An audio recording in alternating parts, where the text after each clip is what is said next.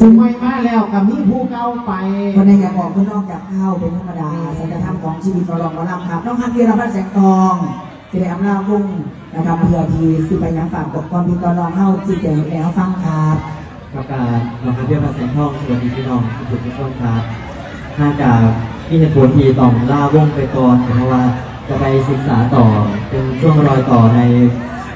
มัธยมกับมหาวิทยาลัยนะครับก็ขอบคุณแพทย์ครับที่ให้โอกาสมาที่เดือนขอบคุณแม่ยุ้ยครับที่ให้โอกาสแล้วก็เล็งเห็นถึงความสามารถของฮักขอบคุณแม่ยุ้ยที่คอยเป็นเหมือนแม่ในวงของทุกคนแล้วก็ค่อยเป็นอยู่ทุกคนในเวลาหนึ่งถ้าป่วยกายป่วยใจขอบคุณแม่ของทุกคนนะครับที่สุดคือขอบคุณแฟนคลับแฟนเพลงครับที่คอยให้กำลังใจฮัทมาเสมอขอบคุณบ้านฮัทขอบคุณแม่ติ๋มแม่แอ๋วขอบคุณ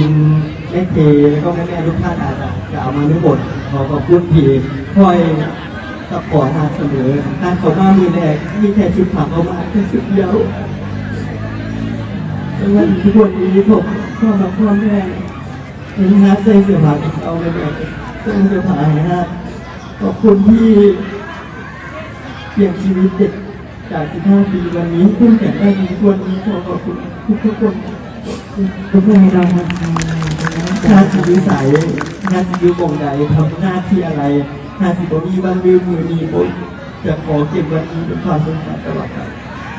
เด็กแป้งกับเราโอเคสวัสดีค่ะหนูแม่พัทยาด้วยค่ะคือว่าในน้ำสาวน้อยร้อยวิญาหนูแม่พัทยานะคะกำมีกับเป็นมือทีปิดฤดูกาลของวงแม่พ่อแสงทองค่ะแล้วก็เป็นอีกที่ทีหนูได้อำลาวงยังเป็นทางการนะคะด้วยเหตุผลก็คือทุกคนอาจจะทราบดีแล้วนะคะก็คือแต่งงานแล้วนะคะก็แต่งงานแล้วค่ะไปมีครอบครัวนะคะไปสร้างครอบครัวเป็นงานไกลกันกับแฟนนะคะอยากสิขอบคุณบอดแพลวนะคะถึงแต่มือแรกที่ให้โอกาสน้องแม่นะคะขอบคุณไปยืนนะคะที่ให้โอกาสรู้ตั้งแต่มือออดิชั่นในรู้พานของมาให้มาสร้างพวกมวลพวกซึ้งในทีมงานหมอลำแม่เผานะคะ3 ปี 3 ฤดูกาลค่ะมีความสุขหลายค่ะเฮ็ดให้หนูเนี่ยเป็นคนที่เก่งขึ้นนะคะ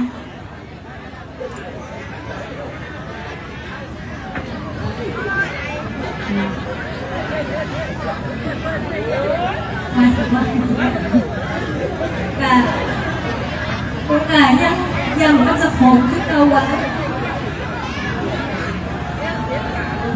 ด้วยสถานที่ทุกคนนะคะ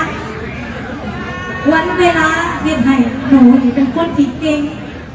ถึงหลายค่ะก็ขอบคุณนะคะขอบคุณทีมงานทุกคนนะคะที่รักและก็เอ็นดูและก็ซอยเหลือกันตลอดมาเลยนะคะขอบคุณพี่แม่FC นะคะขอบคุณบอลแพลวนะคะที่ถ้าบ่มีบอลแพลวบ่มีแม่ยุ้ยก็คงบ่มีแม่ในมือนี้นะคะ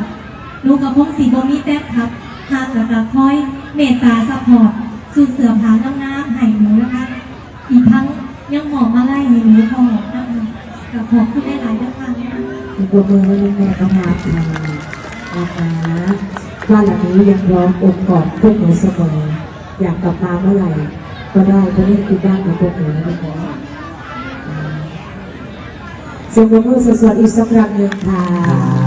จะเป็นน้องเก่าแล้วก็น้องใหม่นะคะ